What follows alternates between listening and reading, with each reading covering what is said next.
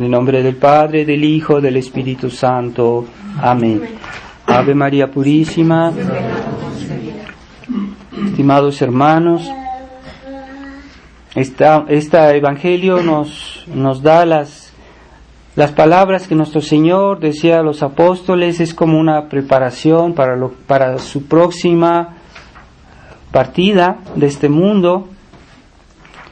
Y nuestro Señor procede siempre de una manera gradual, no es brutal en sus palabras o en sus decisiones, siempre va preparando los ánimos, y las almas buenas, pues generalmente si son dóciles, pues van poco a poco siguiendo, ¿verdad?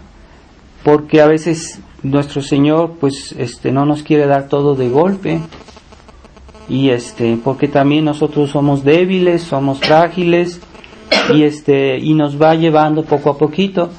Pero si somos dóciles, pues realmente sus palabras y su gracia dará todo su efecto y será fructuosa. Y nuestro Señor nos dice: es necesario que yo vaya al Padre, y ahora pediréis en mi nombre y seréis escuchados. Esta mediación de nuestro Señor, porque es Jesucristo el mediador entre Dios y los hombres, es el gran sacerdote, el verdadero sacerdote, y los otros sacerdotes que somos nosotros, pues no somos más que participamos en cierta medida del sacerdocio de Cristo, pero el que es el gran sacerdote es Jesucristo. ¿Y qué quiere decir sacerdote? Quiere decir mediador. ¿Mediador entre quién? Entre Dios y los hombres. Entre lo que Dios quiere decir al mundo y lo que el mundo quiere decir a Dios. O sea, realmente el sacerdote representa a Dios delante de los hombres, y el sacerdote representa a los hombres delante de Dios. Eso es un mediador. Y Jesucristo es el perfecto sacerdote, porque es no solo el intermediario, sino que Él mismo es Dios. Y no solo es el intermediario de los hombres, Él es hombre. Es el perfecto mediador entre Dios y los hombres. Él es Dios, Él es hombre. Entonces hay algo misterioso en la personalidad de nuestro Señor Jesucristo, porque se unen dos cosas que parecen que no podían nunca estar unidas: que Dios se haya hecho hombre, y eso es un misterio. Entonces esa gracia de unión hipostática de nuestro Señor es algo grandioso, y justamente el sacerdote participa a esa gracia de unión hipostática, los sacerdotes, y en ese sentido tiene una gran dignidad. Es algo real, es algo esencial, ¿verdad? El sacerdote como tal tiene una gran dignidad, pero la diferencia es que Jesucristo, su humanidad era santa, había sido santificada, era impecable, era inmaculada, y él no en su humanidad era santo también. Mientras que los sacerdotes que participamos a esa gracia del sacerdocio de Cristo, que sigue siendo algo muy grande, por eso a los sacerdotes siempre hay que tenerles respeto, aun si se portaran mal, porque hoy tenemos muchos ejemplos en el mundo, ¿verdad? Que hay sacerdotes que dan mal ejemplo, pero el espíritu de la Iglesia siempre fue que hay que guardar el respeto, aun si un sacerdote se portaba mal, por su dignidad hay que guardarle respeto, ¿no? También a los hombres de iglesia, aunque se porten mal, sabemos que se portan muy mal, siempre ha sido el espíritu de la Iglesia de guardar un respeto, una deferencia. Entonces tenemos el ejemplo de Monseñor Lefebvre, que fue a Roma para tratar de convertirlos, de ayudarlos, pues nunca tuvo un lenguaje grosero, vulgar con los dirigentes de la Iglesia, siempre fue bastante respetuoso, aunque eso no le impedía de ser bastante claro y a veces muy duro en sus reflexiones respecto a la nueva línea de la Iglesia conciliar. Y en ese sentido fue muy claro y muy fuerte. Entonces, hay quienes no hacen bien esta diferencia, esta distinción. Pero la Iglesia como tal merece respeto. Aun si hay hombres de Iglesia que pues no merecen estar ahí, ocupando esos puestos, no lo merecen. Son grandes pecadores, se puede decir, es evidente. Los escándalos son terribles, son horribles. Pero hay otro problema, hay un problema que tienen esa dignidad. Entonces hay que darles su lugar en cierto sentido, sin aprobar sus errores, sus desvíos. Claro que no, ¿verdad? Entonces debemos tener ese sentido que en Jesucristo el sacerdocio es inmaculado, es santo. Aquellos que Jesucristo participa al sacerdocio, puede haber casos, no hay que generalizar, ¿verdad? Porque hay personas que pierden la fe porque un sacerdote se comportó mal, pero eso no está bien, porque no quiere decir que todos son iguales. Y ese simplismo, ¿verdad? De decir, bueno, si un sacerdote hizo así, entonces yo ya no creo. O sea, todos son iguales. Eso son tonterías. No se puede hablar de esa manera, ¿verdad? Hay médicos que a veces son malos médicos y que son irresponsables y hacen... Bueno, no quiere decir que por eso todos los médicos son malos médicos, o que todos los la medicina es algo malo porque hay un médico, que es mal médico. Eso son una manera tonta de razonar. Pero existe y se repite mucho hoy. Hay mucha gente que se ha alejado de la fe porque han visto malos ejemplos de los sacerdotes modernistas y entonces pierden la fe. Pero es un error, es una tontería. Entonces Jesucristo participa su sacerdocio a hombres pecadores, porque todos los hombres fuera de Jesucristo somos pecadores, todos de nacimiento. Ya nacimos con esa debilidad y un hombre que no haya hecho algún pecado, pues no hay, ¿verdad? ¿A quién más, quién menos? Entonces tratemos de no dejarnos impresionar por estas cosas. Debemos ver las cosas según la fe, y el sacerdote representa al sacerdocio de Jesucristo.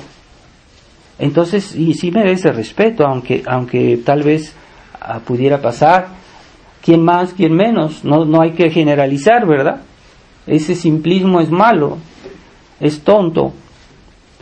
Entonces, incluso tiene un aspecto positivo. ¿Por qué? Porque Jesucristo hubiera podido hacer que fueran los que fueran sacerdotes, que fueran los ángeles, y sería mucho más apropiado, porque los ángeles son puros, son inteligentes, son sin defecto. Pero eso de escoger a hombres para ser sacerdotes tiene una ventaja, que cuando alguien es pecador, comprende mejor a los pecadores y está en cierto sentido a la portada de ellos. Y las personas en cierto sentido no se sienten tan cohibidas, ¿verdad? Por ejemplo, si yo tuviera que confesarme con un ángel, realmente yo tendría vergüenza, ¿verdad? Porque un ángel es perfecto, es una inteligencia angélica, una perfección que es en su naturaleza, ¿verdad? Mientras que si yo me confieso con un hombre, me siento más accesible, ¿verdad? Y Jesucristo pensó también esos detalles. Si realmente viniera Jesucristo al mundo y que nos tuviéramos que confesar con Él, tal vez nos daría mucha vergüenza, ¿verdad? Tenerle que decir nosotros a Él nuestros pecados. Nos sentiríamos un poquito cohibidos. un poquito mucho, ¿verdad? Y entonces el hecho que Jesucristo haya escogido hombres también como nosotros para ser sacerdotes nos da más facilidad de contacto, de comunicación. Entonces ahí está la gran ventaja que tenemos los católicos sobre los protestantes, ¿verdad? ¿Qué dicen los protestantes? No, pues yo directamente me dirijo a Dios. Yo estoy en contacto con Dios, yo no necesito mediadores. Es gran orgullo, porque además se está contradiciendo la voluntad expresa de Dios, que Dios dijo, y quiero mediadores. Quiero primero, y si uno ve el cielo, todos son mediadores, comenzando de Jesucristo, que es hombre también, mediador. También la Virgen María, mediadora de todas las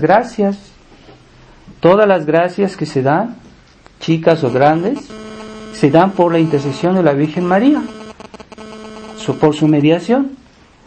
Entonces, y esas gracias también se distribuyen por los santos, y cada santo, hay santos que son invocados para unas ciertas gracias y otros santos que son invocados para otras gracias. Entonces, los santos son mediadores, y Dios los puso ahí para distribuirnos sus gracias como por canales, ¿verdad? Como hay pongan usted el ejemplo de una presa, ¿verdad?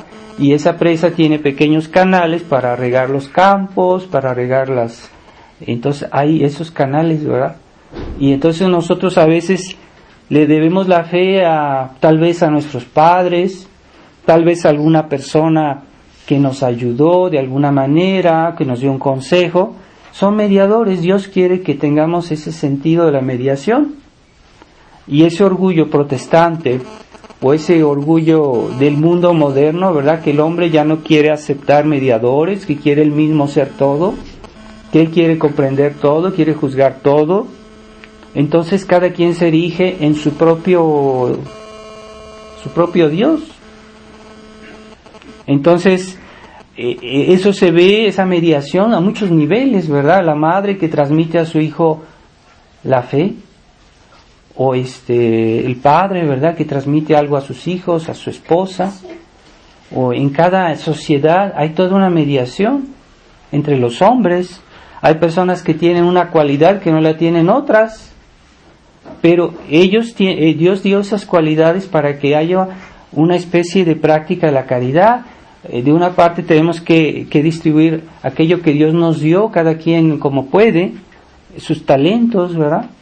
Y al mismo tiempo humildad, porque alguien es más inteligente que nosotros tal vez, o es más hábil para hacer ciertas acciones, ciertas obras. Entonces debemos aceptar esa dependencia. Y al mismo tiempo Dios nos da la oportunidad de practicar la caridad y la humildad y todas las virtudes. Ahí está la sabiduría de Dios. El hombre moderno es por definición individualista. Quiere hacer sus cosas solo. Quiere comprender todo solo. Quiere salvarse solo. Y ya los demás no. Entonces no hay esa colaboración. O es, por ejemplo, en las familias, esa unión familiar que facilita las cosas y que todos se ayudan. Qué bonita es una familia unida. Y que no hay ese orgullo, que yo hago lo que quiero, yo pienso como quiero, no me digan a mí lo que voy a hacer, no me llamen la atención, no sean exigentes, no sean así. Entonces viene la disgregación, a veces más, a veces menos, ¿verdad? Depende cómo se presentan las cosas, pero esa dependencia Dios la hizo para que practiquemos muchas virtudes. Ciertamente la autoridad no está hecha para hacer lo contrario, entonces ahí está el problema del abuso de autoridad, que puede darse a muchos niveles también, ¿verdad? Pero no olvidemos que generalmente cuando alguien desobedece es bajo el pretexto de abuso de autoridad. Es un pretexto, o sea, a veces no siempre es verdad. Entonces no porque hay un abuso de autoridad que ya todos vamos a desobedecer, o que vamos a poner en causa todo y vamos a hacer lo que queramos. Eso es otro problema. Pero todo el que desobedece lo hace bajo ese pretexto. Hay que ser conscientes. Entonces, realmente la desobediencia no es cristiana. Ahora, cuando desobedecemos es por necesidad, no es por placer, no es por costumbre, no es por así que todo el tiempo, ¿verdad? Pero ciertamente hay situaciones que se prolongan, por ejemplo hoy la crisis de la iglesia o la crisis de autoridad en la sociedad. Si bien también hay una crisis de autoridad, sí es cierto, pero hay que guardar de todos modos ese sentido de la obediencia, ese sentido de la humildad, de la dependencia. Y bueno, ciertamente que hoy hay que tener más cuidado, ¿verdad? Pero no lo hacemos por gusto, no lo hacemos por placer o por voluntad propia, sino porque a veces se nos impone una situación y debemos diferir. Ciertamente no es una opinión personal, es porque nos referimos a una autoridad superior. Por ejemplo, cuando desobedecemos a una autoridad es porque en realidad estamos obedeciendo a la autoridad superior. ¿Y cuál es la autoridad superior? Pues Dios Jesucristo, ¿verdad? La iglesia misma. Por ejemplo, si un obispo nos dice que ahora está permitido el aborto, yo le voy a decir que no, porque los mandamientos dicen no matarás. Estoy obedeciendo a la autoridad superior. Entonces, de todos modos, siempre hay que obedecer. Siempre. Y de hecho, el hombre, como es una criatura, es totalmente dependiente de Dios. Y todo lo que hacemos es en sometimiento a la ley de Dios. Yo me someto a Dios incluso cuando como, porque Dios puso en mi naturaleza la ley que yo debo comer, si no puedo morir de hambre. Es un acto de obediencia. Cada vez que hago alguna necesidad, incluso corporal o espiritual, es porque Dios lo dispuso así finalmente. Esa necesidad, porque cuando Dios me creó, me hizo de tal manera que yo debo vivir de tal manera, ¿verdad? Si Dios hizo al hombre con ciertas necesidades, y a veces para nosotros es un bien seguir esa ley. Dios hizo al hombre para casarse con una mujer, si quieren tener hijos. Un matrimonio entre hombres no tiene sentido. Entonces, es la verdadera felicidad seguir la ley de Dios. No es ese peso, ¿verdad? Que mucha gente lo ve en la obediencia, un peso, una cosa insoportable. Y no, en realidad, cuando uno sigue bien la ley de Dios, es la mejor opción que podemos tener para nuestra felicidad. Y cuando salimos de la ley de Dios, aunque sea en detalles, estamos fabricando nuestra propia infelicidad. Y eso es lo que el hombre no entiende. ¿Y por qué el hombre no entiende muchas cosas? Ciertamente hay mucha ignorancia en nuestra época, sí, pero también esa dureza de corazón, que cuando Dios nos presenta algo, resistimos, y después eso se repite, después se vuelve a repetir. Entonces llega un enceguecimiento tal que se acumula.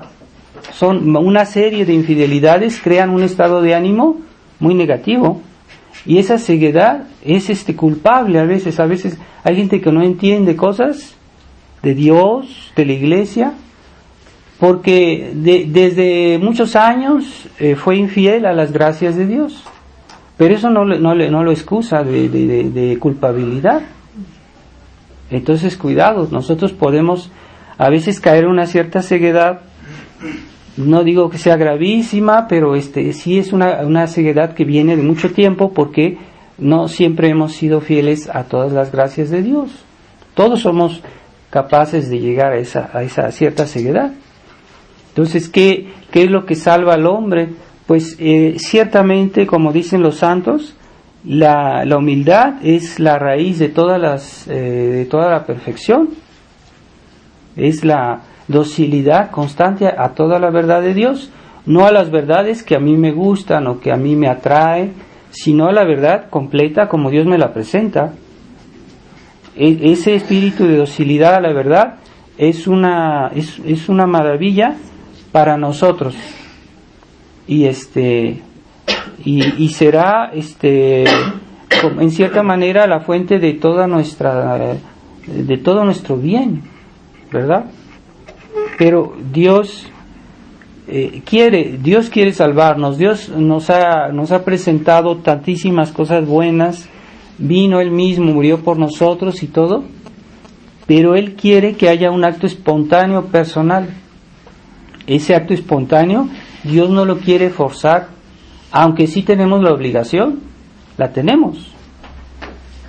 Y cuando no hacemos las cosas, merecemos un castigo. Pero Dios no quiere obligar, porque es más bonito cuando alguien da algo espontáneamente. Entonces, a veces esperamos no sé qué, hay personas que esperan no sé qué para hacer la voluntad de Dios, o como que Dios los ayude, como que Dios haga eso en su lugar, pero no, Dios está esperando que ellos lo hagan solitos, que lo hagan espontáneamente, porque es más meritorio, y es lo que se aprecia, ¿verdad? Esa sinceridad en los actos. Incluso cuando alguien nos hace un regalo y nos lo hace de mala manera y con mala intención, aunque el regalo esté muy bonito, no lo apreciamos, o sea, nos molesta. Entonces esa espontaneidad Dios la quiere de nosotros y no nos forza, nos deja. Y de hecho, porque el mundo está tan mal, porque Dios no interviene, Dios nos deja así, libres. ¿Pero por qué? Porque Él quiere que salga de nosotros ese gesto. Entonces, Él está en la cruz, es un reproche viviente. Él está ahí en la cruz, murió por nosotros, es Dios que se hizo hombre y murió por nosotros. Eso no nos toca, no nos conmueve de alguna manera. Y si no nos conmueve, es ceguedad de corazón. Estamos acostumbrados a ver cruces por todos lados, pero ya no nos dice, ya hay mucha gente que eso no le dice nada. ¿Por qué esa ceguedad? ¿Y por qué Jesucristo no dice cuidado? Ya no lo dijo. Lo que pasa es que nosotros debemos reaccionar, debemos ser espontáneos. Entonces, esa resistencia a la gracia, pues es dramático. ¿Por qué el mundo está tan mal? Porque los hombres resisten a la gracia. Porque los que son católicos no se comportan plenamente como debe ser. Incluso ninguno de nosotros puede decir que ha sido perfectamente fiel a la gracia. Pero hay quien más, quien menos, ¿verdad? Es cierto. Entonces hay que sobre todo tener mucho cuidado con los pecados deliberados, porque las fragilidades todas las tenemos, hasta los sacerdotes. Cuidado con juzgar, ¿verdad? Eso juzguemos nosotros mismos, porque hay gente que se dedica a ver qué hizo fulanito, qué hizo el padre, qué dijo, si está bien. Y es casi como una profesión, ¿verdad? Hay personas que pasan su tiempo a pensar en eso. Mientras que debemos primero, y deberíamos preponderantemente, juzgarnos a nosotros mismos. Eso es nuestro oficio, esa es la vocación que Dios nos dio, juzgarnos a nosotros. Y lo demás es muy accidental. A menos que eso ponga en peligro nuestra fe, o que pongamos una persona que nos va a llevar al pecado, que nos da malos consejos, pues realmente ahí sí hay que tener cuidado, ¿verdad? Pero ya lo demás es un poco secundario. Entonces, en los tradicionalistas hay mucho ese defecto, hay que decirlo, que se la pasan juzgando a los demás. Ciertamente, nuestra época exige estar vigilantes, estar atentos, pero hay tradicionalistas que están juzgando constantemente al prójimo. Eso puede hacer mucho daño, ya no es caridad. Ahora, si realmente hay motivos de tener cuidado, precaución, pero no se hace con el afán de estar criticando, ¿no? Si es más bien por necesidad que uno tiene que considerar ciertas cosas y poner cuidado, sí. No es el placer de estar hablando siempre mal o repitiendo cosas que ya se saben y que no tiene caso estar repitiéndolas todo el día en ese sentido, aunque fueran ciertas. Entonces, Pensemos bien en esa mediación. Jesucristo regresa con su Padre y desde allá va a interceder por nosotros. Pero Él ya hizo su obra en el mundo y ahora Él quiere que esa obra se aplique por los mediadores que Él nos ha dado. Y la principal mediadora, pues ciertamente es la Virgen María, pero aquí en la tierra, ¿quién es la principal mediadora? Es la Santa Iglesia. Hoy está como eclipsada. Entonces, ¿cómo vamos a ser dóciles a la Santa Iglesia? Pues debemos referirnos a lo que la Iglesia siempre hizo, que siempre enseñó, siempre practicó en todo lugar, en la historia, y que todos los santos enseñaron. Por eso es muy importante que leamos libros que fueron escritos en épocas antiguas, cuando la fe estaba viva en la sociedad y que los santos vivían su fe de una manera muy equilibrada. Entonces, los autores antiguos, no tanto los autores modernos, debemos referirnos más bien a los autores que escribieron libros buenos antes, escritos de santos, y para adquirir ese espíritu de la Iglesia. Busquemos sacerdotes que dicen la misa como debe ser, sin compromisos con el error, como hoy ya se está viendo, incluso en tradicionalistas. Esa duplicidad creó estas situaciones, porque ya había un problema antes. El espíritu liberal ya había entrado en los corazones, en las venas de muchos. Entonces, las consecuencias están a la vista. Ese espíritu de duplicidad, ese espíritu mundano que se introduce en la Iglesia. Ah, sí, todos somos tradicionalistas y todo. Sí, muy bonito, pero no basta. Y así que hay que vivir una vida cristiana más auténtica, de más humildad, y el celo por la verdad debe ser un celo humilde. Entonces, primero juzguémonos a nosotros mismos y vivamos esa vida cristiana. Se trata también de dar el ejemplo, no decir, Padre, usted debe hacer esto, pero nunca ayudan, nunca se ve un esfuerzo por colaborar. Tratemos de ser hacer algo, ¿verdad? Por la resistencia, por la tradición.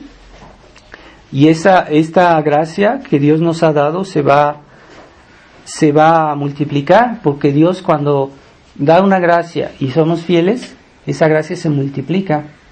Y cada vez que hacemos un acto de fidelidad, esa gracia se vuelve a multiplicar. De modo que podemos crecer en la vida espiritual de una manera muy grande si tratamos de ser fieles siempre. No estar pensando lo que pasó ayer, lo que va a pasar mañana. La gracia nos es dada en el instante presente. Entonces debemos aprovecharla en ese instante. Y así es que de esa manera se multiplican las gracias de Dios. Y a veces en el mundo sensible hallamos ejemplos que pueden ayudar a comprender las realidades espirituales, ¿verdad? Los estudiosos de la ciencia nos dicen que hay astros que son muchísimos más grandes que otros. Hay unos que son pequeñitos, hay otros que son millones y billones de veces más grandes. O sea, son dimensiones muy diferentes, grandiosas, entre los astros, entre las galaxias, pues también entre los santos y las almas que un día estarán en el cielo. Habrá unas pequeñitas que están muy felices, claro, allá en el cielo nadie sufre, pero habrá grandísimos santos, aquellos que han sido fieles a esas gracias de cada instante, no estar en el pasado o en el futuro, vivir el momento presente constantemente, esas gracias que se van multiplicando y podemos llegar a ser santos. Y aún entre los santos hay grandísimas diferencias. Al fin del mundo veremos todo lo que Dios ha hecho. Pero pues ¿dónde estamos nosotros? ¿En qué estamos? Estamos pensando lo que hizo el prójimo, o lo que dice el internet. Bueno, es cierto, en el internet hay que escoger bien lo que uno ve, porque hay mucha cosa muy mala. Pero si estamos solo dependiendo de eso, pues estamos perdiendo el tiempo. Entonces, ciertamente, hay muchas cosas que podemos utilizar en este mundo, pero hay que darles su lugar. Y la primera preocupación es nuestra fidelidad a la gracia. Pidamos en esta Santa Misa que la Virgen nos ayude a ser fieles a las gracias del Espíritu Santo, que pronto será la fiesta de la Pentecostés, y fue ella que preparó a los apóstoles, porque los apóstoles se reunieron en el cenáculo después de la ascensión y estuvieron con la Virgen orando y oyendo las palabras de la Virgen, que tal vez les explicó la vida de nuestro Señor, todo lo que ella sabía, y esa fue la mejor preparación a recibir las gracias. Entonces, la gran mediadora de las gracias de Dios, recordémoslo, es la Virgen María. Así que no olvidemos de hacer la novena de preparación al día de Pentecostés, siempre añadiendo una oración a la Virgen María. Ave María Purísima, en nombre del Padre, del Hijo y del Espíritu Santo. Amén.